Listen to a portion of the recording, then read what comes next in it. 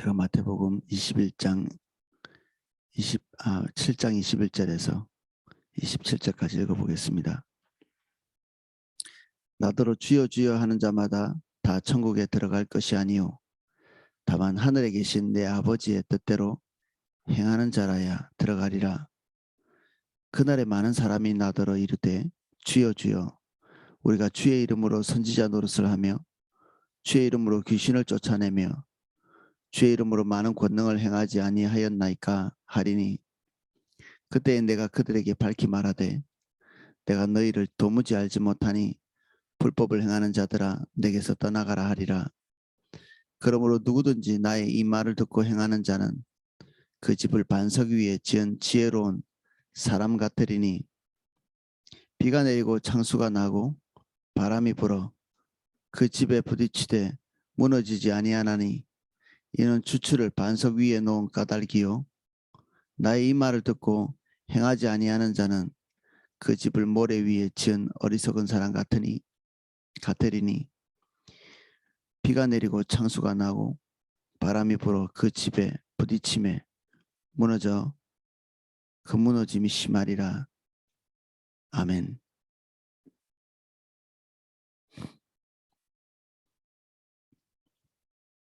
우리가 읽은 부분이 어떤 분들 성경에는 붉은색으로 이렇게 계속 기록될 것입니다. 기록되어 있었을 것입니다. 붉은색은 예수님의 입에서 나온 그 구두로 나온 모든 말, 그 말들을 그냥 빨간색으로 이렇게 인쇄를 해놓은 것 때문에 그렇죠. 예수님이 그 당시에 그대로 입에서 나온 성경의 모든 것이 직접적인 화법은 아니잖아요. 예수님께서 직접적인 화법으로 당시에 하나님의 백성들 그리고 우리들에게 말씀하고 계시는 것입니다. 이 오늘 읽은 내용들 포함해서 지금까지 우리가 봐왔던 산상수훈으로 통칭되는 이런 가르침이 그렇습니다. 21절 나더러 주여 주여 하는 자마다 다 천국에 들어갈 것이 아니요 다만 하늘에 계신 내 아버지의 뜻대로 행하는 자라야 들어가리라. 주여 주여라는 말이 뭐 대수롭지 않은 말이라서 그런 것이 아닙니다. 주여 주여 주여 주의 이름을 부르는 자는 누구든지 구원을 얻을 것이다. 로마서에 기록되어 있는 말씀입니다. 그리고 저도 전도할 때 정말 급박한 상황에서는 지금 임종 직전에 있는 그런 분들에게는 주의 이름을 부르도록 당신의 구원자이신 예수 그리스도 그분이 주인이심을 시인하고 입으로 고백하도록 너무나 다급할 때는 그렇게 얘기하고 때로는 그렇게 임종 직전인데도 그렇게 말씀하시는 분들이 있습니다. 큰 소리로 주여 주여 하는 분들이 있습니다. 그분들에게 그 주여라고 하는 신앙의 고백은 구원의 요소가 되죠. 그런데 이 주여라고 말하는 것이 어떨 때는 무익한 호칭에 불과하다 이 말을 하고 계십니다. 두렵죠. 한 면에서는 주여라고 부르는 것이 구원의 고백이 될 수도 있고 한 면에서는 아무것도 아닌 것이 될 수도 있는 항상 이것이 우리에게 두 가지 의미가 같이 공존하는 것입니다. 정반대말인데요. 이 세상이 참 그렇습니다. 이 하나님의 질서가 전혀 상반됐다고 생각되는 두 개가 같이 공존하고 있는 것들이 얼마나 많은지 모릅니다. 빛의 존재가 그렇죠. 파동이자 입자의 모습을 하고 있고 눈에 보이는 것 같은데 눈에 보이지 않고 눈에 보이지 않는 하나님의 말씀이 눈에 보이고 손에 잡히는 가시적인 형태로 우리에게 경험되어지고 예수님은 사람이시면서 하나님이신 세 분이면서 한 분의 인격이신 설명할 수 없는 두 가지의 중첩들이 우리 믿음의 세계 안에, 우리 하나님의 창조의 세계 안에 있습니다. 주여라고 말하는 이 소중한 호칭 아래, 퀴리오스라고 부르는, 우리의 구원이 거기에 달려있는 이름일 뿐 아니라 우리에게 아무 소용도 없는 그런 호칭에 불과한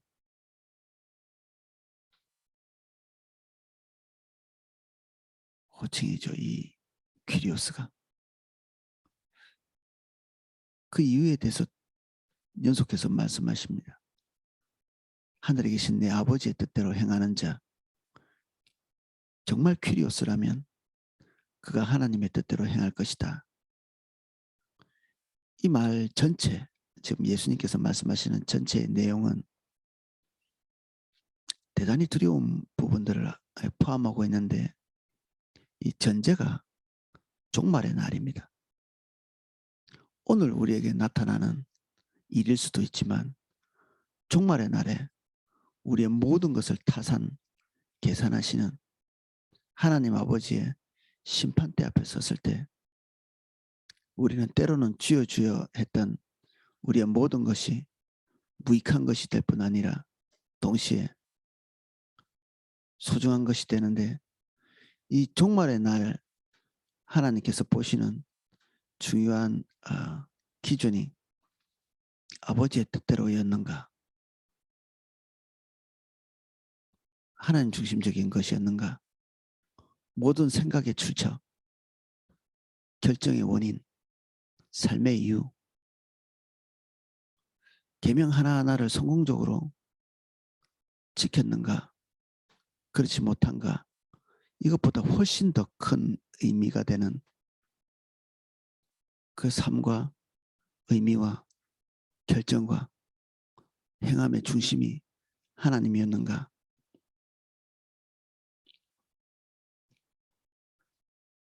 종말의 날에 대해서 묘사하고 있습니다. 22절. 그날에 많은 사람이 나더러 이르되 주여 주여 우리가 주의 이름으로 선지자 노릇을 하며 주의 이름으로 귀신을 쫓아내며 주의 이름으로 많은 권능을 행하지 아니하였나이까. 놀라운 일들 많이 행하는 주의 백성들이 있습니다. 복음의 영역 안에 들어와 있는 많은 사람들이 선지자 노릇도 하고 권능도 행하는, 예수님께서 권장하는 일이었죠. 초대교회에서 많이 권장하고 있는 귀신을 쫓아내고 주의 이름으로 권능을 행하는 것, 이것은 믿는 자의 마치 표징과 같이 여겨지는, 그 믿는 자가 반드시 해야 될 일들, 내 삶에 이런 것이 나타나지 않으면서 이 구절을 인용하면서 우리의 신앙생활에 아무 문제가 없는 것처럼 이야기하는 것은 언어 도탄이죠. 모든 하나님의 백성 안에 자연스럽게 이런 일들이 빈번하게 일어나는 것이 당연한 일입니다. 귀신을 쫓아내고 선지자 노릇을 하고, 그리고 주의 이름으로 많은 권능이 일어나는 자연스러운 일입니다. 이것이 일어나지 말아야 마치 어떤 사람은 이런 일이 일어나지 않는 것을 굉장히 고상한 사람으로 스스로를 치부하는 이 바보 같은 일이죠. 도대체 말씀을 자기 빈틈을 막는 이 땜빵 정도로 생각하는, 성령의 권능은 우리 믿는 자에게 이 필수적인 이 호흡과도 같은 거 아닌가요? 믿는 자에게 당연히 나타나야 될 당연한 일임에도 불구하고 주의 이름을 부르는 모든 자들에게 나타나야 될 성령의 능력들, 이런 것이 지속적으로 뒷받침되고 있었음에도 불구하고 그들은 주님과는 아무 상관도 없는 존재라고 결론 내려지는 그런 일이 있는 것입니다.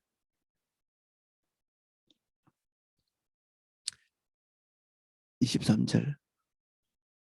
그때 내가 그들에게 밝히 말하되 내가 너희를 도무지 알지 못하니 불법을 행하는 자들아 네게서 떠나가라 하리라.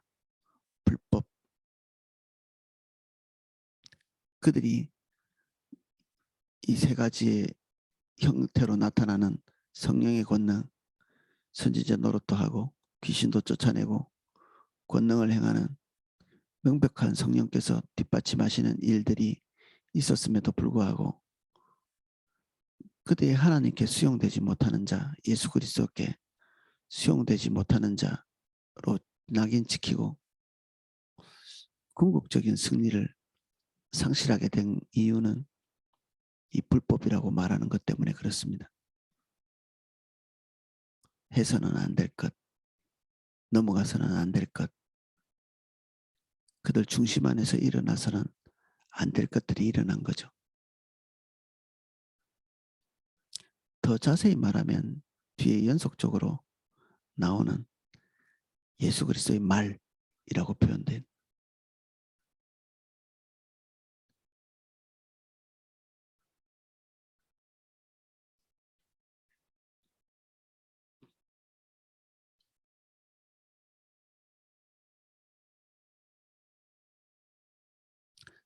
그러므로 누구든지 나의 이 말을 듣고 행하는 자는 그 집을 반석 위에 지은 지혜로운 사람 같으리니 비가 내리고 창수가 나고 바람이 불어 그 집에 부딪히되 무너지지 아니하나니 이는 주추를 반석 위에 놓은 까닭이요 나의 이 말을 듣고 행하지 아니하는 자는 그 집을 모래 위에 지은 어리석은 사람 같으니 예수 그리스도의 말, 예수 그리스도의 의지 이것은 출처가 하나님 아버지의 뜻입니다. 예수님의 말과 행동과 결정은 아버지의 뜻에서 나왔죠. 그것을 양식으로 여기고 호흡으로 여겼던 예수님의 이것대로 따라가지 않는 자, 결국에는 아버지의 뜻대로 행하지 않은 오늘 우리의 삶의 원동력이 되는 것, 우리의 가장 중요한 것을 결정하는 결정의 이유가 되는 것, 그것이 아버지의 뜻에서부터 출발하지 않았다면 불법입니다. 우리는 교회에 와서 용기가 샘솟는 말씀을 듣기를 원하고 우리의 삶의 의지가 불타기를 원하는데 삶의 의지가 불타지 않는다. 그러면 금방 우울증이 오겠죠.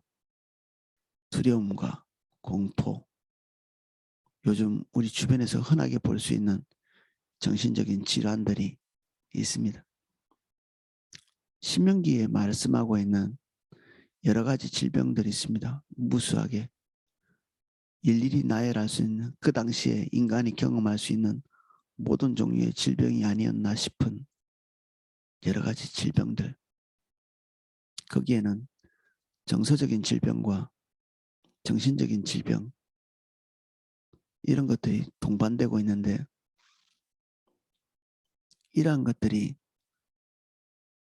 인간이 하나님을 떠날 때 자연스럽게 나타나는 현상 중에 하나거든요.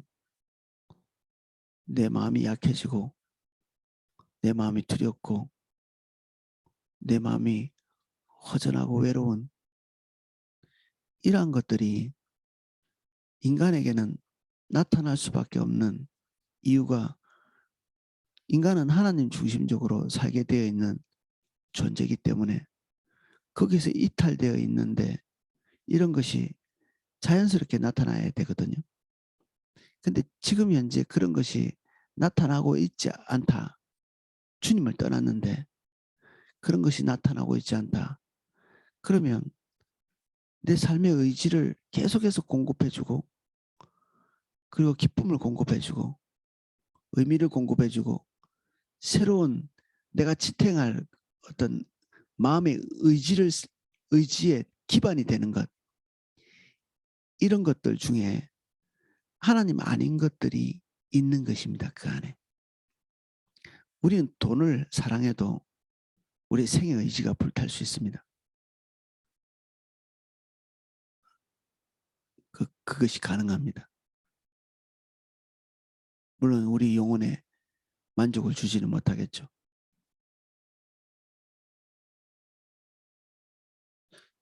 다단계 이렇게 판매하는 곳이나 이런 데 훈련하는 데 가보면 사람들이 생의 의지가 얼마나 불타는지 모릅니다. 하겠다는 의지, 성공하겠다는 의지, 이런 것들이 불타오르죠. 우리 주변에 믿지 않는 사람임에도 불구하고 정말 의지력이 강력한 사람들을 많이 보잖아요. 이해할 수 없는 의지력을 가지고 있는.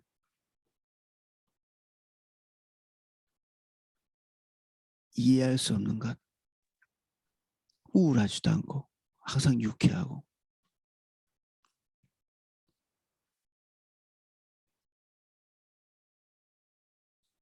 하나님이 있어야 될 자리에 무엇인가 다른 것이 대체하는 순간에도 그것이 근본적인 문제점을 드러내기 전까지는 계속 하나님인 채 할 수 있습니다. 거기에 도달해서 쟁취하고 난 사람의 허무함, 고통스러움, 이루지 못한 사람은 끊임없이 지칠 때까지 그것을 따라갑니다. 이루지 못한 사람은. 솔로몬같이 이룬 자는 그것이 다 미친 짓이다 이렇게 표현하고 있거든요. 솔로몬의 표현이 여러 가지가 있는데 계속 반복해서 미친 짓이다. 웃는 것, 떠드는 것, 공부하는 것, 사업하는 것, 성공하는 것, 쾌락을 누리는 것, 이 모든 것이 미친 짓이다. 지성인으로서 할 수 있는, 그리고 믿는 자로서 할 수 있는 가장 격렬한 표현 중에 하나의 표현으로 미친 짓이다. 내가 행한 모든 일들, 내가 노력한 일들, 그리고 그래서 성취한 일들, 이 모든 것이 미친 짓이었다. 심지어 내가 웃고 있는 것도 지금 좋은 노래, 좋은 것 경험하면서 세상 사람들이 누리지 못한 충분한 쾌락을, 그리고 삶의 붕괴가 없는 상태에서 누리는 아무 문제가 없는 지금 이 순간, 그 순간에도 내가 미친 짓을 하고 있는 것 같다. 자기가 생각하고 있는 지혜자로서 도출해낸 제일 좋은 결론, 그것을 쟁취하고 획득했음에도 불구하고 우리는 때로는 무지 때문에 무엇인가를 성취하고 나면 무엇인가 문제점이 생기도록 만드는데, 솔로몬은 그렇지도 않았는데 그 모든 것이 미친 짓이라고 하는, 그것들이 달려갈 만한, 그리고 손에 기댈 만한, 그리고 우리의 삶의 원동력이 될 만한, 우리가 지탱하고 설 만한 그런 반석이 아니었던 거죠. 너무 늦게 그것을 알 수도 있습니다. 너무 늦게.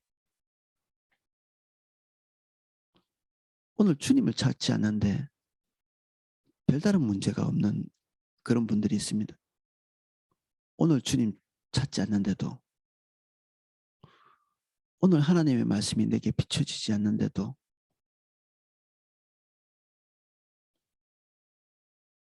주의 조명이 내 마음에 안식을 가져다 주지 않는데도 별다른 문제가 없는,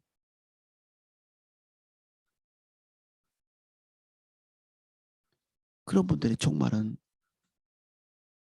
정말 깜짝 놀랄 만한 그런 당혹스러움이 있을 것입니다. 오늘 주님과의 관계가 어영부영한데 종말의 날에 내가 하나님께 인정받는 자리에 서게 될 것이다. 그러면 이제 언젠가는 획기적인 일이 일어나겠죠. 내 삶 안에. 그런 분들이 상상할 때. 오늘 내가 비록 하나님 중심적이지 않은 애매한 자리에 있지만 어느 날 내가 깨우치고 전환해서 획기적인 어떤 사건이 일어나서 주님과 대면할 때도 무사 통과되는 그런 일이 있을 거라고 생각하지만 사람은 관성에 따라서 움직이거든요. 어느 날 갑자기 돌이키는 일은 잘 일어나지 않습니다. 어느 날 갑자기 지속적으로 물질의 탐심을 가지고 있었던 가룟 유다는 그 모든 것이 잘못됐다는, 모든 것이 다 밝히 드러난 어떤 시점에도 자기 중심적인 판단과 생각에서 전환하지 못합니다. 너무나 열심히 달려오고 있었기 때문에 브레이크를 밟아도 그대로 직진하는 거죠. 너무 늦은, 너무나 가속하고 있는, 속도를 줄여본 적도 없는, 그래서 브레이크를 밟아봤자 소용이 없는 그런 지점이 있습니다.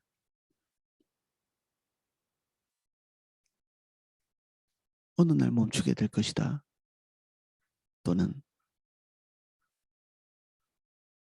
내가 어느 날 하나님의 얼굴 앞에 서게 되는, 거기에 합당한 사람이 될 수 있을 것이다. 오늘 우리가 종말의 날인 사람은 그것이 가능합니다.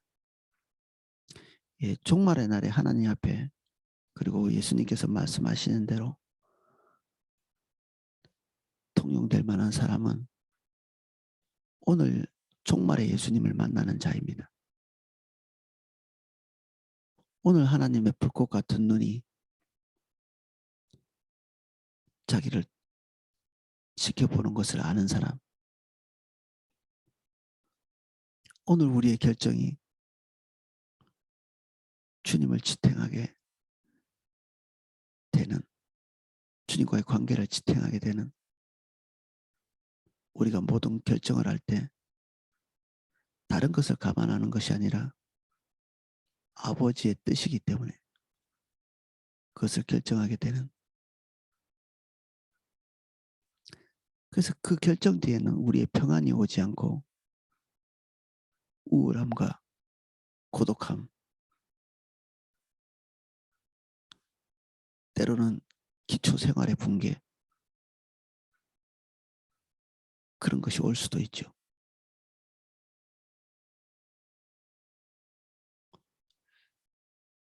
사도 바울에게 찾아온 것 같이 망하는 자 같이 느껴지는, 그리고 오늘이 종말이구나, 그런 고백을 하는 것 같이, 때로는 엘리야 같이 주님, 내가 지금 사는 것이 힘드니까 지금까지만 이렇게 순종해도 되잖아요. 하나님 내 생명을 거두어 주십시오. 그런 시점이 오는 것. 예레미야가 사방이 다 엉망진창이고 하나님 말씀대로 해봤는데 성취되는 것도 없고 사방이 적분이고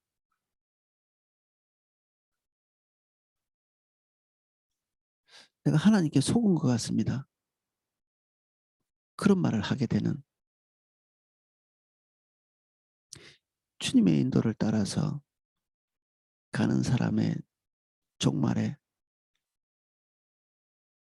이게 뭔가 긍정적이고 우리가 기대하고 있는 바 그런 결과가 나타나지 않기 때문에 주님을 신실하게 따라간 어떤 사람들의 삶에 나타난 것들은 혹독하게 그지없는 것들이 있습니다. 그런데도 그들이 지속적으로 그 혹독한 결과들을 회복하기 위해서 분투한다기보다는 또 주의 뜻을 결정하고 또 주의 뜻을 결정하고 또 주의 뜻을 결정해서 그들의 삶의 회복을 도모하고 싶지만 그렇게 하지 못하는 이유가 그들 중심에 하나님이 너무 가깝기 때문에 그렇습니다. 종말의 하나님을 보고 있기 때문에 예레미야는 심판하시는 하나님의 그 어미 앞에 심판이 채 오기도 전에 서 있었기 때문에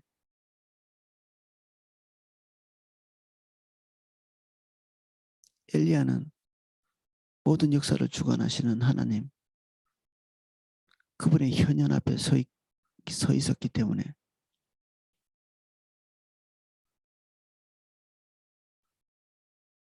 자기의 생명과 모든 것을 주관하시는 하나님을 대면하고 있었고 바울도 주님을 대면하고 있었기 때문에 이미 그들은 종말이 다가오기 전에도 종말의 삶을 살고 있었던 거죠. 종말의 삶. 마지막에 이르렀을 때 어떤 분들은 사실 이 본문 때문에 미래가 궁금한 분들이 있습니다. 그래서 미래에 뭐 666, 뭐 요한계시록의 어떤 내용들에 대해서 정말 화가 날 만큼 집요하게 물어보시는 분들이 있습니다. 어떻게 보면 그런 거를 계속 질문하는 분들은 지금 현재 주님과 동행하고 있지 않을 가능성이 많습니다. 미래에 대한 막연한 공포감, 종말에 대한 심판에 대한 낯섦, 이게 믿는 자에게 왜 낯설어야 되는지 한번 생각해 보면 그날에 대면하게 될 주님이 오늘 나와는 아무 상관이 없기 때문에 얼굴과 얼굴을 대면하게 되고 우리가 벌거벗은 모습으로 직면하게 될 하나님이 너무나 공포스럽고 이질적인 것이죠.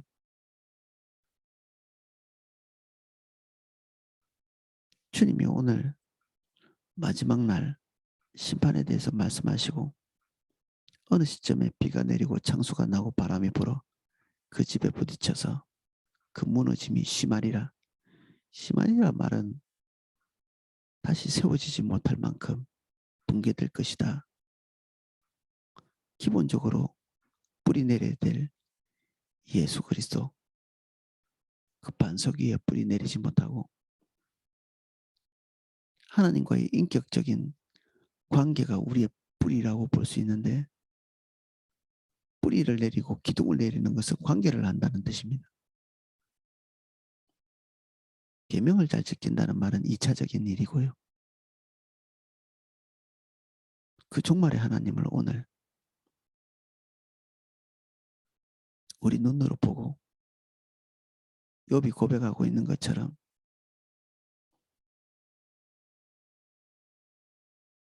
아주 가깝고 살갑게 그 임재를 경험하는, 그래서 다른 것을 결정할 수 없는 상태가 되는,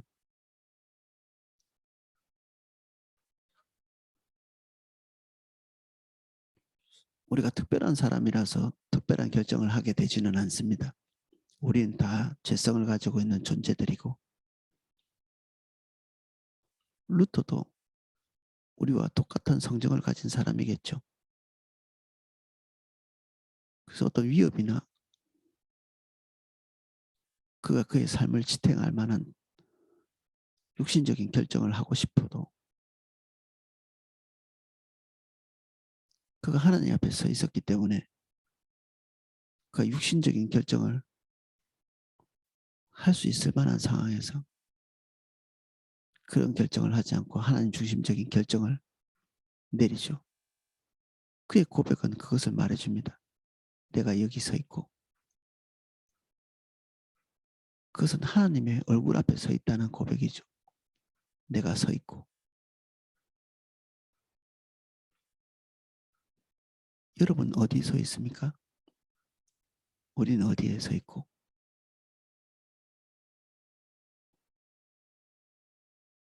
주님이 우리에게 낯선 분이고 종말의 하나님이 아니라면 우리는 그분이 없이도 삶의 용기가 샘솟고 생의 의지가 불타고 뭔가를 결정하는데 어려움을 느끼지 못합니다. 그리고 혼돈이 찾아오는 경우가 있습니다. 혼돈. 뭔가를 결정하려고 할 때 주의 뜻을 따라가겠다고 주님께 많이 묻는데 응답이 없는, 거기에는 두 가지 생각이 있기 때문에 그렇습니다. 하나님의 뜻이 무엇인지 알고는 싶은데 혼돈이 지속적으로 있는 분들은 자기가 원하는 게 무엇인지를 먼저 보십시오. 주님으로부터 출처하지 않는 결정을 하게 될 가능성이 많은 자리에 있을 가능성이 있습니다.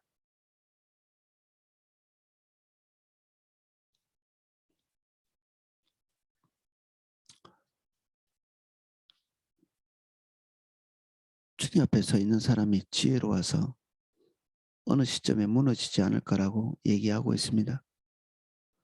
이것은 우리 모든 사람들에게 어느 날 이 심판의 날이 직면하게 될 것이다.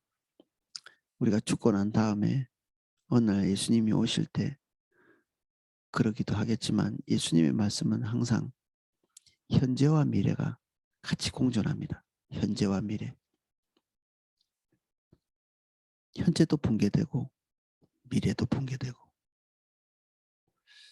그래서 주님의 그 뜻, 악한 사람은 우리가 많이 정의 내렸듯이 자기 중심적인 결정을 하는 사람입니다. 악한 사람. 자기 감정, 자기 경험, 자기 뜻. 불법이죠.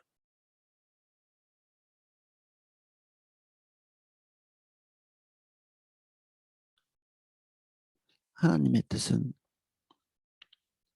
상상이 되지 않고 우리가 느낄 수 없고 우리 경험과 동떨어져 있는 것이 될 가능성이 있습니다. 출처가 우리 것이 아니기 때문에 그렇습니다. 하나님은 역시 타자시죠. 타자. 우리 자신이 아닙니다. 하나님은. 그래서 우리와 같이 느껴지지 않고 같은 생각이 아니고 같은 결정이 아니십니다. 주님과 친하다고 우리가 하나님은 아니잖아요. 그래서 모든 결정이나 그리고 자기 자신을 지나치게 신뢰하지 않고 의심하면서 자기 생각을 정리하고 하나님 앞에 다시 벌거벗은 모습으로 마치 심판대 앞에 서 있는 것처럼 반복해서 자기를 하나님께 세우는 것이 필요합니다.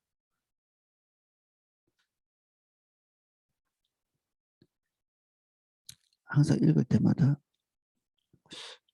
우리에게 다소 서늘한 감정을 주는 그런 말씀이고 절대 친절한 말씀이 아닌, 그리고 우리가 있는 자리를 마치 지지하지 않는 것 같은 그런 느낌을 주는 말씀, 오늘 우리가 읽었습니다. 이 말씀이 우리에게 선들함으로 다가오지 않고 위로와 격려로 다가온다면 우리가 서 있는 자리는 주님이 기대하시는 자리와 일치하는 그러한 자리일 것입니다. 격려로 받아들여지는, 지금까지 걸어온 길이 맞았구나. 그래, 계속 이 길로 가야지. 이 말씀이 서늘함이 아니라 주님의 격려로 다가오는 저와 여러분 되시기를 예수님 이름으로 축복합니다. 자, 기도하겠습니다.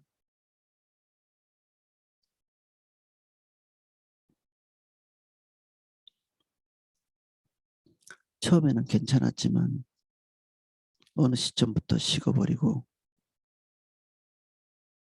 하나님과의 즐거움, 그 동행하는 영광스러운 체험들을 잃어버린 분들이 있다면 오늘 우리는 끊임없이 심판과 종말에 하나님을 대면해야 하는 것을 알게 해주십시오. 우리가 멋있게 보고 좋게 보고 의미 있게 보고 옳게 보는 것이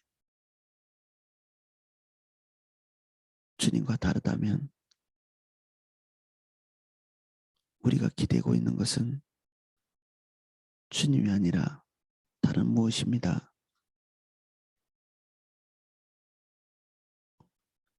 주님, 우리의 생각을, 우리의 감정을, 우리의 의지를 볼 수 있는 주의 빛을 우리에게 비춰주십시오. 주님이 아니면 생의 의지도 우리의 중요한 결정도 불가한, 사람들이 정상적이라고 생각하는 그런 상태를 유지할 수 없는,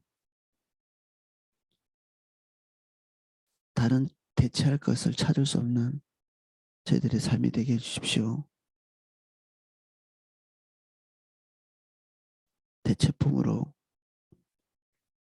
우리의 삶을 꾸려가지 않게 해주십시오.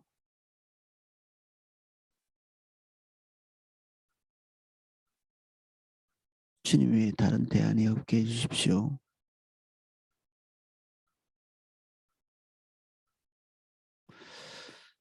지금 이 시간 모두 한 분 한 분 종말의 주님을 대면할 수 있게 해주십시오. 예수님 이름으로 기도합니다. 아멘.